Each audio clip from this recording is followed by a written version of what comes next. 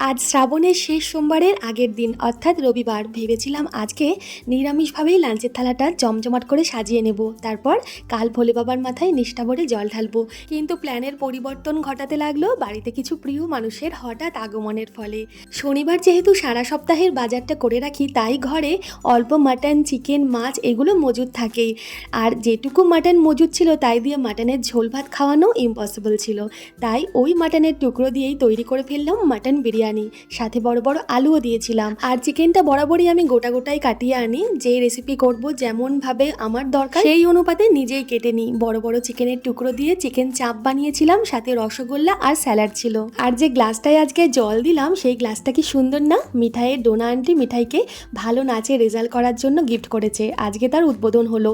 Mutton বিরিয়ানির recipe তো আগেও দেওয়া আছে চ্যানেলে, তাই নতুন করে শ্যুট করিনি। তবে চিকেন চাপের রেসিপি খুব তাড়াতাড়ি নিয়ে আসছি। ধন্যবাদ।